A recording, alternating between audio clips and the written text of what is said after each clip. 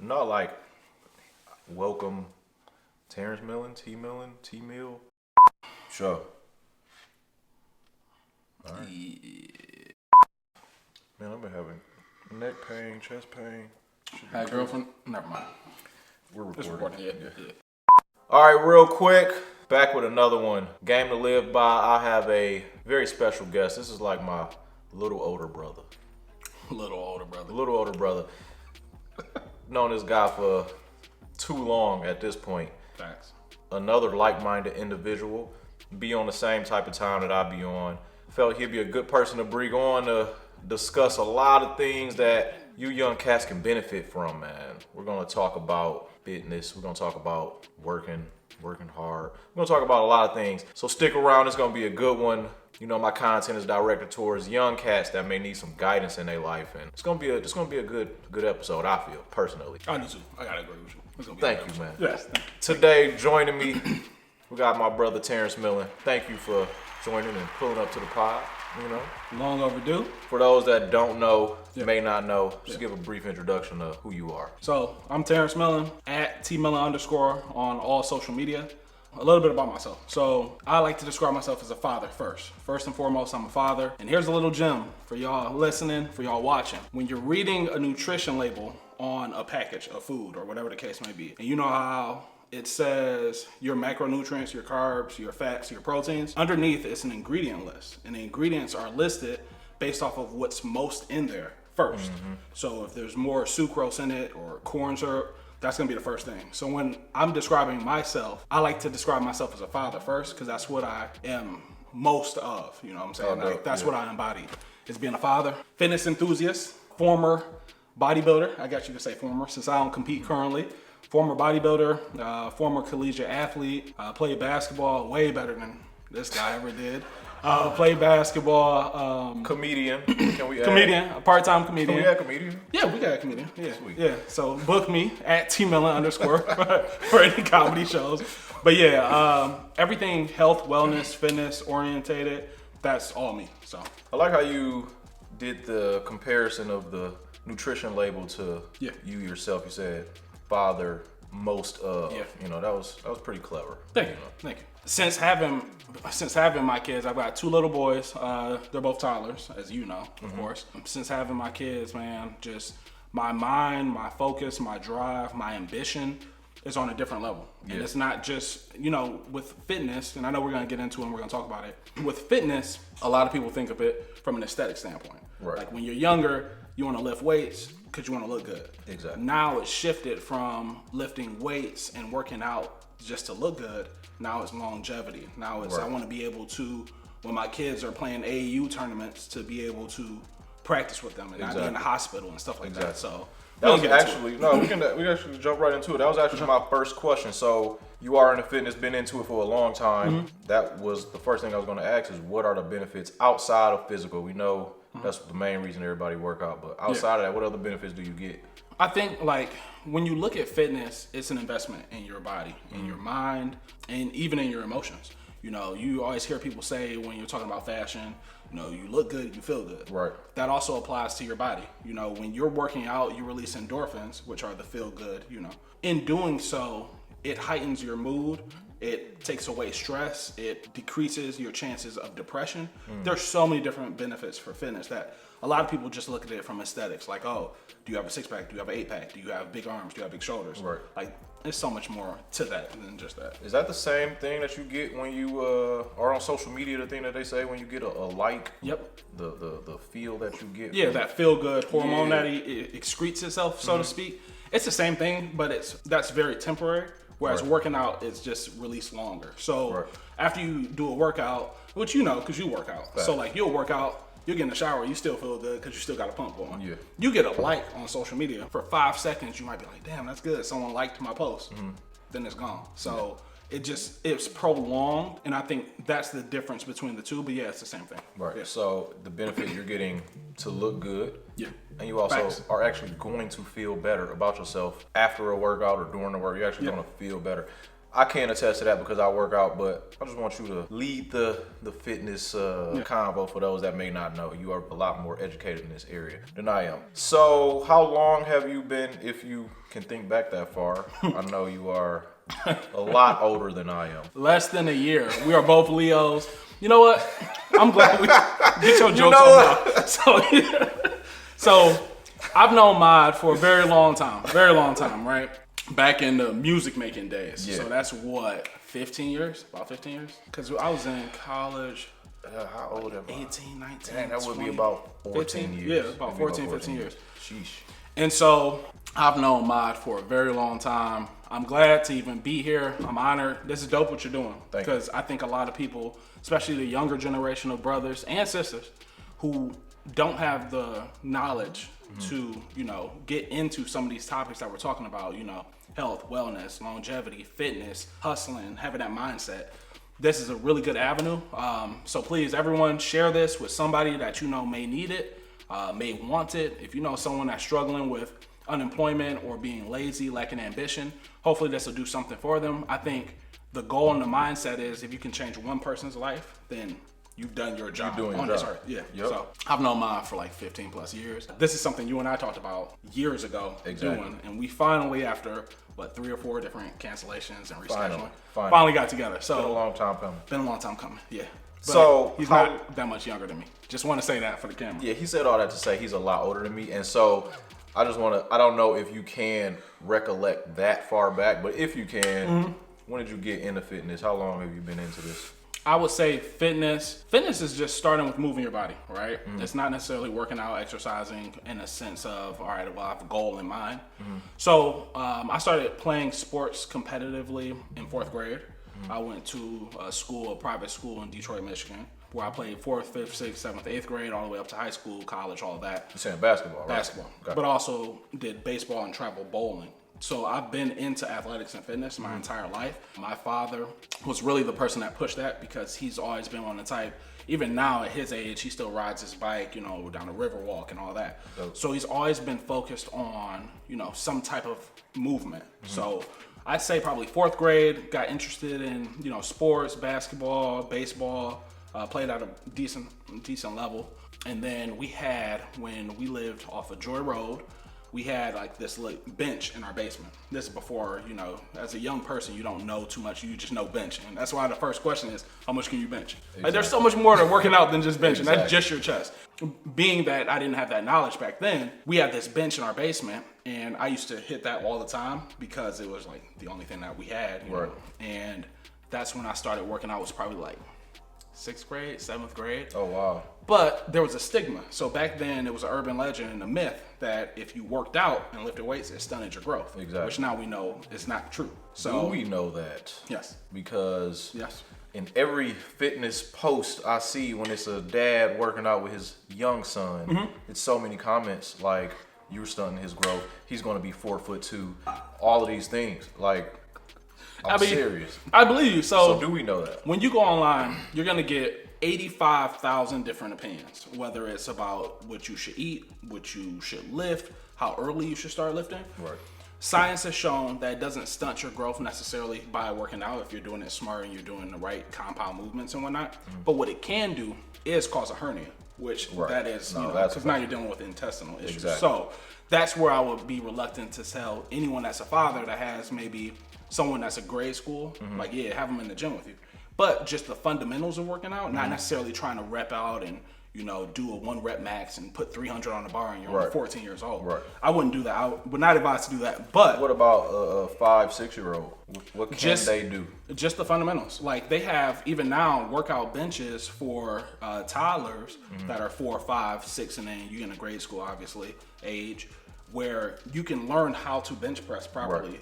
Or if you're worried about that stunting their growth, calisthenics, push-ups, pull-ups, get a pull-up bar, help them with assistant pull-ups. It won't stunt your growth. It won't. Okay. Yeah. So would you suggest starting out your kids working out at a young age? 1,000%. Wait. 1,000%. Even if it's not, like I said, benching, squatting, all that, just the movements of it, getting them familiar with that. Because a lot of these movements are movements that you'll do in your everyday life. Lifting groceries out the car and carrying them in and putting things on the shelf or putting things below or picking up a box. So all these things are movements that you do naturally anyway. So I would advise that if you are a parent out there, mother, father, uncle, aunt, whatever you are, make sure that you're also doing the movement, because what kids do, what they'll take in maybe 50% of what you say, but 100% of what you do. So even if you're not working out and you have your kid working out, they're not like, why are you telling me you ain't even doing this? You don't even work. Yeah, so start with yourself. That's what I'm gonna say. Better yourself first. Have you started working out with your boys? No. They too young. So in a sense I have. So my oldest son, so I've got two sons, a 4-year-old and a 2.5-year-old, right? My 4-year-old will do push-ups, which aren't real push-ups because you don't have the like stability to actually do a full push-up off the ground. Right. But if I start doing push-ups, and this is what I'm saying, your kids are watching everything you do.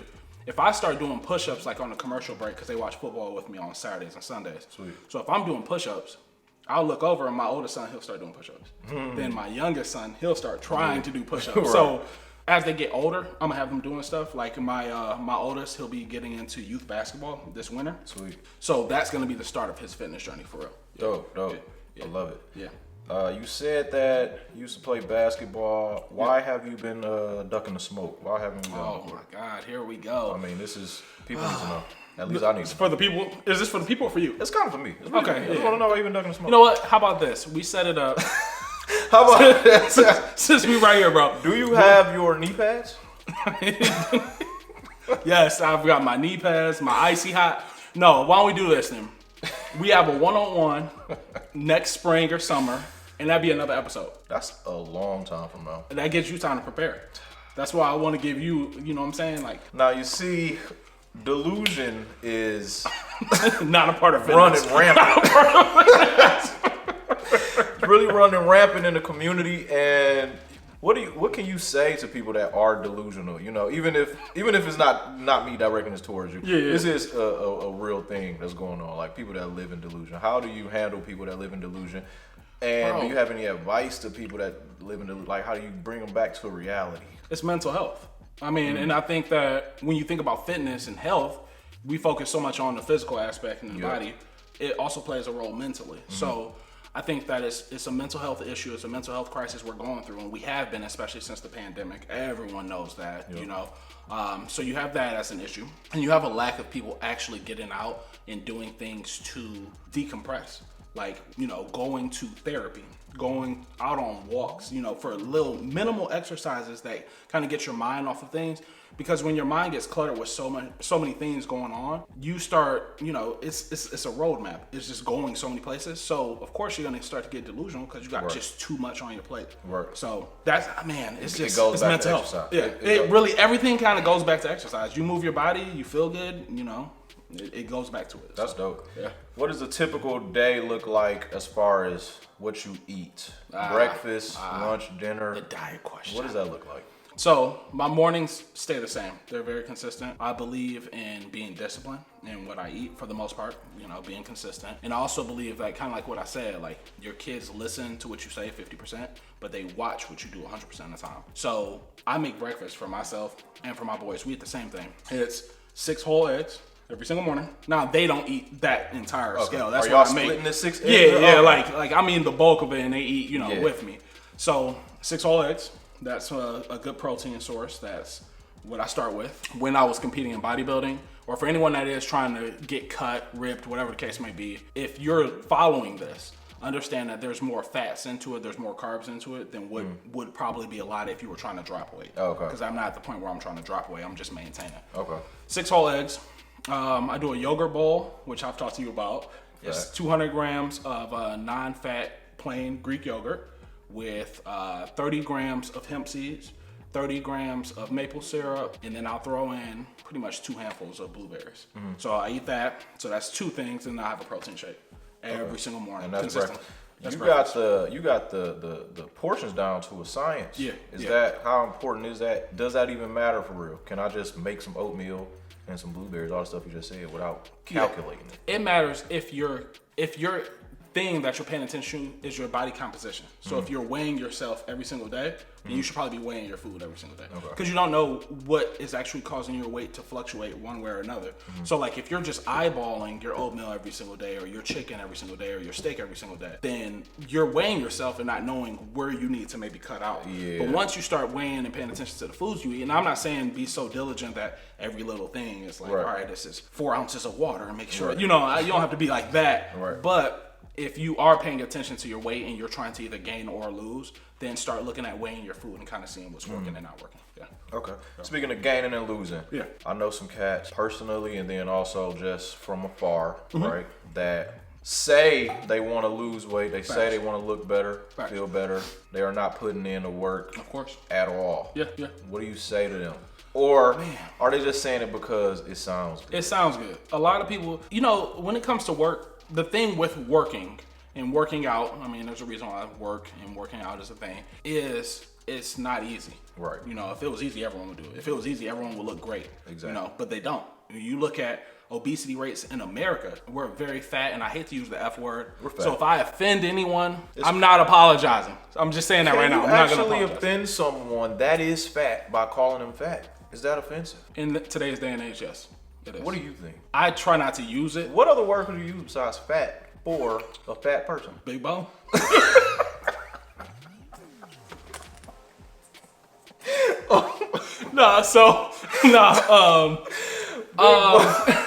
Heavier set. Heavy set? Heavier. I mean, Heavier bro, set. no matter what you say, it's gonna come off as tapping onto someone's insecurities. Like, and we're in the day and age where you gotta watch every single word that you say, because someone's gonna get offended somewhere. You say fat, and there's 100 people that are overweight or obese.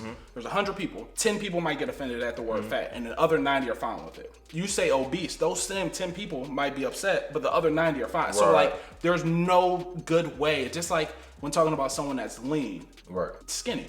I mean, it just depends. It's semantics. That can be offensive as well. That can be offensive. Like, you talk to someone that's skinny, you call them skinny, they're like, well, I'm trying to, you know what I'm saying? It's just, you gotta be very careful with your words. But back to your original question, for people that are overweight and they say they want to lose weight, they're looking at it's no difference than someone that's poor that watches a music video, and says, I want a chain or I want some buffs. Like, yeah, you do, but what are you willing to do to get that? Exactly. Show me that you want those and put in the effort, and maybe it does come to fruition where you get it. Maybe it doesn't, but at least put in the effort. Where are you telling them to start? Somebody that's trying to lose weight. Clean up your diet. It's gonna be diet. Like, diet matters so much.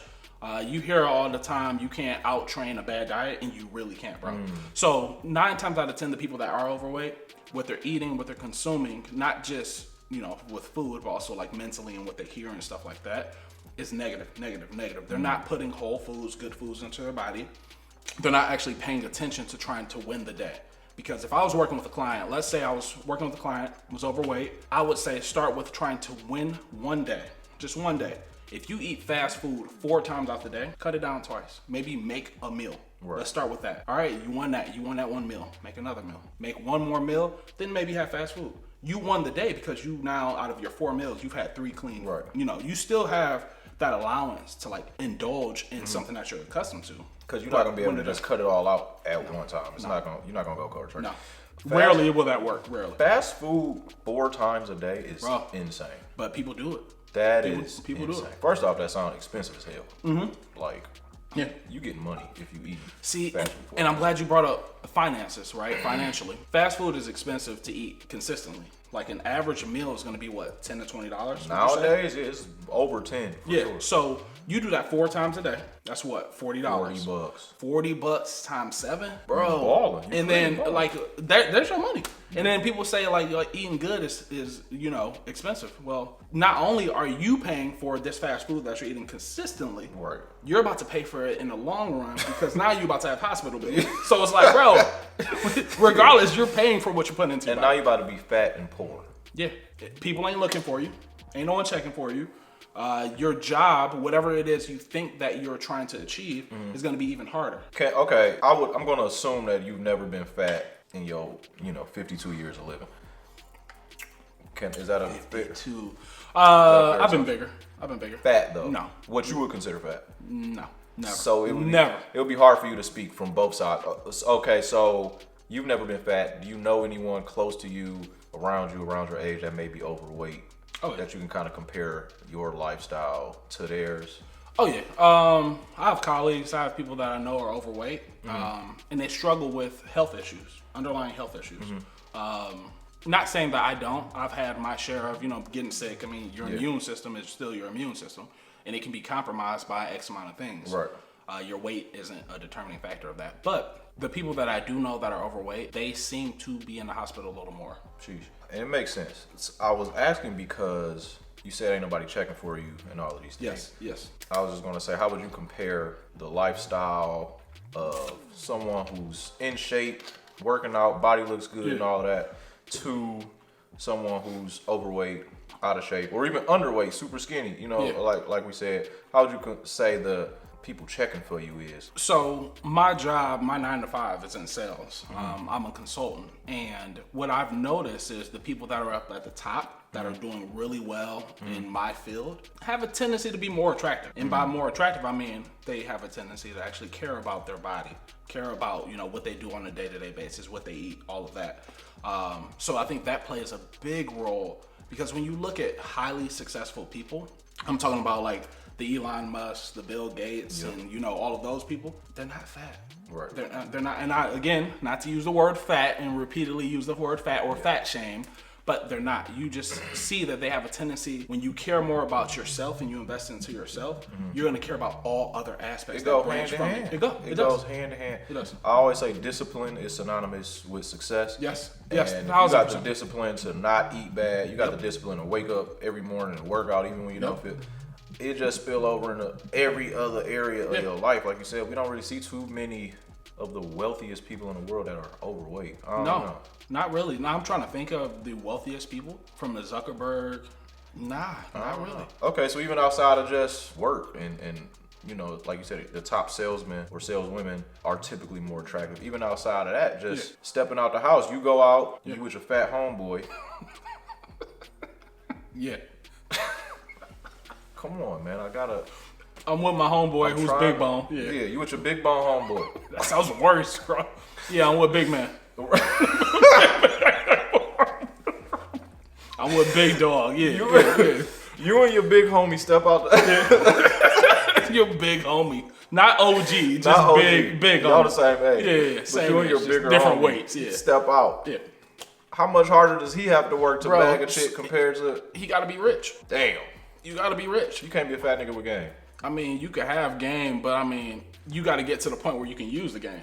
You see what I'm saying? Like, if you good with your words, you got to get to the point where someone's gonna listen to your words. So when you look sloppy, bro, no one cares. No one's listening. Do you think, from a man's point of view, do you think most chicks are gonna off bail reject the big dude that's walking up, approaching them, like trying to holler at them? Do you think they ain't trying to hear what he got to say? The majority of women, yes, I will agree with that. Unless he appears to be rich, Unless he appears to be rich. Yeah. Like, I mean, if you look the part, like, because when you think about it, what women really want when it boils down to it is security and safety. Exactly. And they look at someone that's sloppy, that's built poorly, as built poorly. That's a good one. That's a gem. Built poorly.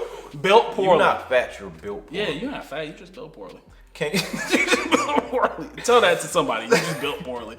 If you're somebody that's built poorly, right? Yeah. Let's just say, for whatever reason, you wasn't blessed with good genetics, right? So you've been built poorly your whole life. There are some underlying health conditions. So let's address that really quick, because I don't want to offend anyone. Because there are some people that have issues with weight gain that they cannot control. Exactly. That are health issues. Exactly. So we're just talking about the everyday, no health issues, can eat what they want to eat, and it doesn't affect them as far as a health condition goes. Exactly. So we're just talking about them. Right. Those that have health conditions, we're not making light of your situation. Exactly.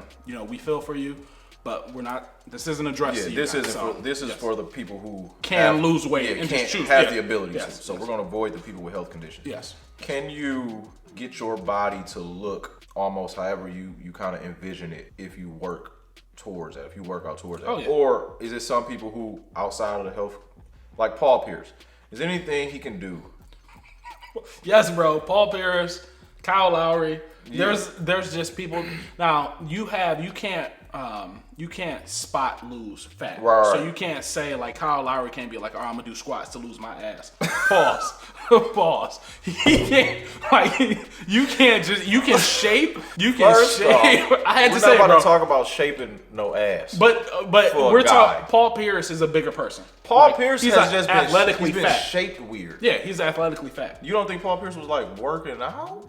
Definitely. I think Paul Pierce is one of those examples of people that just carry more weight. Yeah. But he still was gifted enough athletically to still be successful in the NBA. So if you're not an athlete, but you're built like Paul Pierce, what would you suggest that somebody do to? And they're trying to look more, like I say, jacked, or you know what I'm saying? What would you suggest somebody built It's just gonna be a harder route. For some people, it's just a harder route to lose, stubborn fat areas. A lot of people carry it in their upper arms. A lot of women, and it's for the women out here that are watching, you are going to carry stubborn fat in usually 2 to 3 different areas, right? And this is where women, if when you talk to women and you guys talk about working out, fitness, and their physiques and whatnot, it's usually right here underneath. Women do not like when that area is touched because that's where they carry fat. That's also where they carry their cooking skills. I mean, there's some truth to that. There is some truth to that. If she could probably throw down. That's what I'm saying. She could probably throw down. Do we want women to get rid of that if they can cook? But I mean, even if she got rid of it, does it stop her from being able to cook? I feel like it may. So you think the hidden gem for women who can cook is the fat underneath their dress? That's where all their skills lie. Like, go to the club, like, let me see your arm. Let me see your arm. You ain't wifey material. Yeah, like, no. But, okay, so.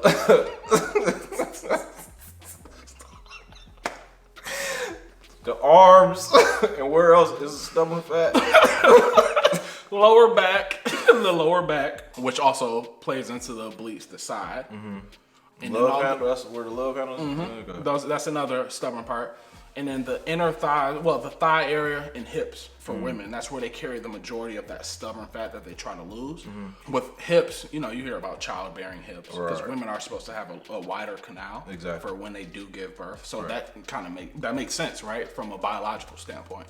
But yeah, it's right here, that lower back, and that should they be doing push-ups, calisthenics, and stuff to burn arm fat? Well, because you can't lose fat. Right. So you can shape and mold your physique. That's what bodybuilding is. It's seeing physique, seeing, the anatomy of somebody and saying, all right, let's round out these shoulders. Let's, tighten up this. So there are certain things you can do to make your physique pop in whatever way you want to. But as far as like losing that stubborn fat, just the leaner you get, the more that's going to come off. But that's going to be the last thing to come off. Dang. Yeah. The fat is the last thing to come off. That's stubborn fat, yeah. Oh, okay. Yeah. Because it wants to hold on to it. Your body naturally craves to be at a certain body fat percentage. So that's why, like, when I competed in bodybuilding, we'd get down to 3%, 4%, 5% body fat, right? And you'll see people backstage pass out. Or right when we get off stage, the first thing they give you is a shot of Pedialyte or a banana. Because you're at such a low body fat percentage, your body's just like, dog, I don't even want to do this right now. Right. So your body needs a certain body fat percentage. Like, that's crazy. When you look at, and a lot of people don't understand this or they notice it, when you look at like these celebrities that do photo shoots or that do runway, like these models, the leaner and the better they look, the worse they're gonna feel. Exactly. Guaranteed. So you need some fat. Yeah, 1,000%. Yeah. Walk around, yes. This is a question I have. Just think about what you just said. Like, how can you, I guess, convert? Like, so do you have to lose the fat first, burn the fat first, and then put on muscle, or can you convert the fat into muscle? So there's like you said, if my arms are flabby and I'm doing push-ups, I can't. Yeah, so lose the fat here's what ends up happening. You're either gaining or you're losing. You're either at a surplus or a deficit. Okay. That's just in general. Now, here's the trick. Here's a gem for y'all. When you're losing weight and you're losing fat, you're going to look bigger and you're going to look more muscular because now it becomes more prominent. So for me, if I were to lose 10 pounds of fat right now and then come back down here and we did another interview, everyone, the viewers are gonna be like, damn, he got big. Like, no, actually I lost 10 pounds of fat. Oh, wow. So I just look bigger because I look more muscular because now it's more prominent. So it's from a natural standpoint, I don't know if you want to get into PEDs or steroids on this, but let's keep it natural. Okay, so from a natural standpoint, it is very difficult to be losing fat while still gaining muscle. it's very difficult to consistently do that. So on average, I tell people, if you're looking to lose fat, shoot for, if you want to lose fat and not muscle and you're weighing yourself, 1 to 2 pounds a week. Anything over that, you're probably starting to burn just a little bit of muscle tissue. Oh, okay. Naturally. Okay. Naturally. Yeah. Man, okay, so I work out consistently, right? I'm in the Facts. process of gaining, as you know. Yeah. I put on 20-something pounds. Yeah. I look better. I feel better. I have my abs, right? I used to have abs easily. I could get them so easily because I was so small. Yeah. Now that I've been putting on, Yep. I feel like that's where all my fat is. Yep. Can I get abs, burn this stomach fat, So and keep my weight? no. So here's the thing. Here's what you gotta pay attention to, right? That's hurtful. I know it is. I'm sorry. That shit- I'm sorry for y'all out there. Naturally, Naturally. We're still keeping everything natural. I have to have a gut, is what you're saying. Not necessarily a gut, but if you're gonna be gaining weight, because you also can't spot gain muscle. Exactly. Like you're just gonna start getting bigger and get more muscular.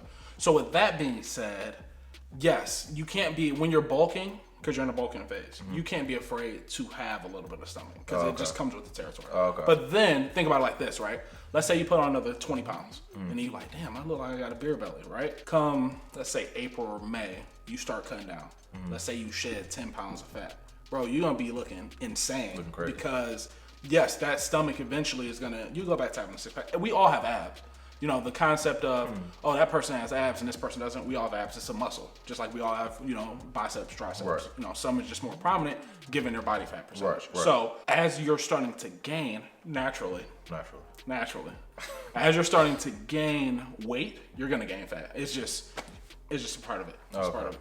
You gotta be comfortable with it, bro. How do those? I'm comfortable. I like I said, I just used to be able to get a 6-pack in a week. Yeah. Like I was just so small, I just do a couple sit-ups. Well, if you gotta choose, do you want to start gaining more muscle, or do you want to get more lean and have your 6-pack back? I think I'm gonna have to. Okay, this is another one. Yeah. I was at a certain size and weight. I put on all this weight, right? If I wanted to get back to the 6-pack that I had, do I have to lose all of that weight that I done put on, or is it a way to get past, you know, a certain point and then? That's what I'm saying. Like, you can lose fat and still retain muscle. And that's why I said weighing yourself is a good measure of that naturally. Right. So weighing, I got to keep reverting back to this because it's going to be on my page. A lot of my friends are on steroids. It's not, I'm not going to hide it. I'm not going to say anyone's names, but a lot of my friends are on PEDs. So I know it's going to be tagged on my page, so they're going to see it and be like, is he talking to me or is he like, yeah. So I mean, if you're on steroids, you're on steroids. Now it's becoming more socially acceptable anyway. But for you going the natural route, once you start cutting fat, that's when you're really going to want to start paying attention to what you eat and weighing out what you eat and weighing yourself consistently same time of day. Because if you start noticing, like in a week, if you lose 4 pounds, bro, guaranteed you lost some muscle.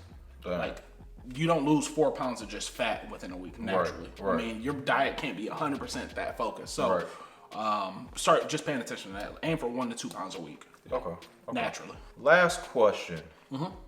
While we're on the topic of like PEDs and stuff, how do you feel about LeBron James taking steroids? That's not been proven. All right, so a little bit of background information real quick, because I know why you asked that. I'm a LeBron James fan. Like, it's common knowledge. If you go on my page, you wouldn't be able to tell, but I am a LeBron James fan. Unfortunately. This man is not a LeBron James fan. I don't know why. I don't know what he did to him in his past life. I used to be. I used to rock with LeBron. Until what? He went to Miami? No, I was rocking with LeBron when he went to Miami. That's when he was the coldest. I wanted LeBron to go to Miami when he was talking about leaving Cleveland and he had made the announcement, I'm going to South Beach. I was extremely excited, like, bet. Yeah, me too. My nigga finally about to get a ring, right? Because he had no rings before Miami. Am I right? Yeah, because he only has 4 rings. He got 2 in Miami, 1 when he went back to Cleveland, and 1 in the Lakers. Right. So he had no rings at that point. I'm like, bet. He finally about to get a ring, about to go hoop with D-Wade. Yeah, we knew he was going to get a ring. Yeah, D-Wade had already gotten a ring, you know what I'm saying, without having to leave and go anywhere and join forces with anyone. And Chris Bosh, and then he got Chris Bosh too. Right. So I'm like, bet, he about to go hoop with a winner, you know, because he's not one. So he goes down there. Can we I was still a fan. So he goes down there, gets loses the first year. They go to the championship. To Dallas. I was very That was excited. embarrassing, bro. Yeah. Dog. It was like he's still not a winner yet. D-Wade, I guess, is clear. He had to get over that hump. Yeah. Lost which I agree with. A 50-year-old Dirk Nowitzki. He did. That's neither here nor there. He did. So, but also, everyone on Dallas played their ass off. J.J. Barrera, he never played in the NBA like that ever again. Yeah, like that one final series. I don't think he played again after that. If he did, we don't remember. Like, where did he go? Like, where did this little...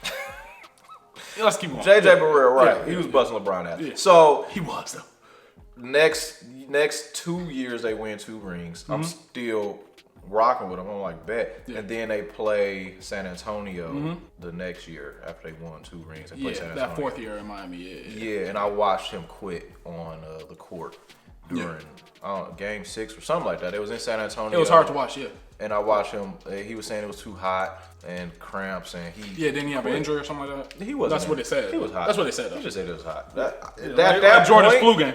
Yeah, like it wasn't like Jordan flu game because that's where I come from. I come from the cloth of watching MJ. You know, that's how you know we're the same age. Yeah. Thank you. When I was watching MJ, I had a bunk bed. Me and my brother. That's how me too. young I was. Me too, with my brother. You were watching with a cigar in your mouth. So just at a young age. Had a baby cigar. So. Well, no, man, I don't have nothing against LeBron. I just stopped rocking with him when I watched him quit. I as we just said, it was hard to watch, bro. We're not quitters. If you're a LeBron James fan, you've gone through the worst phases that you could go through. It's a roller coaster. It is. It's a roller coaster with LeBron James, and sometimes I just want it to just be a regular player, but he's not. Like he's been at the pinnacle of the NBA and of the sports world for what? 17 years? Yeah, over 15 years. Since I've known you, bro. Literally. Like, that's how long LeBron James has been. Even if he hasn't been the greatest player, he's been in the conversation of the greatest player and one of the most, renowned athletes in the world. So, and richest. And richest. Yeah, billionaire. Shout out to LeBron, man. I don't got no hate towards LeBron. It's just it's the on the court that I speak to. I don't speak to him. Oh, yeah. No, off the court. If you say anything bad about LeBron James off the court, when there has been nothing against him, like he hasn't cheated on his wife, he hasn't... That we know of. I know what you're talking about. Pusha T, that lyric with Yes Jules. Yes, Jules. I mean, dog. Shout out Yes Jules.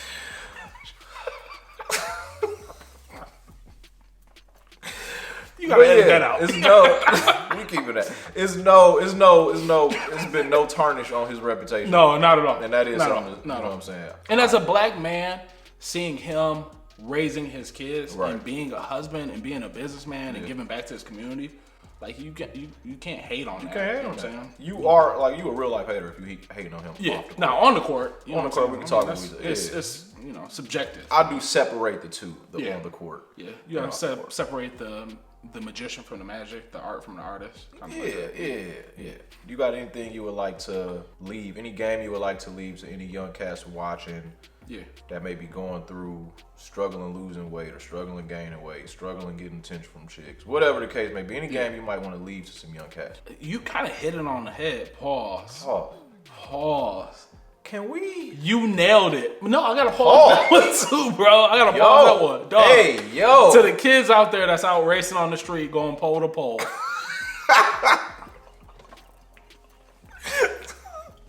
Pause. Oh my God. I would say just the things that you start early on in life are gonna pay dividends down the road. So if you pay attention to investing or investors or the stock market or whatever, you hear about compound interest. The earlier you start investing, the more it becomes a snowball effect and you're making more money.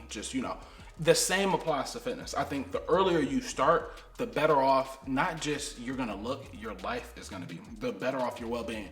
Because what I've noticed, I go for walks in the spring and summertime with my kids. We do about 2 miles every single day. The thoughts that I have are so much more clear, and the clarity that I have when just going out for a walk, I can focus on, all right, this is what I want to do. This is what I want to execute. When I get back to the house, I got to make this call to this client. Like, there's just a clarity that comes with exercising and working out that I don't think that I would have if I didn't do it. So the younger you are when you're doing that, that's where, you know, you might come up with $1 million business plan by going out just on a walk and clearing your head. So for young people out there that are struggling to get their mental together, that are struggling because of the pandemic and whatever that may have done to them, just start by, if you don't go for walks, start by going for walks. Do that consistently.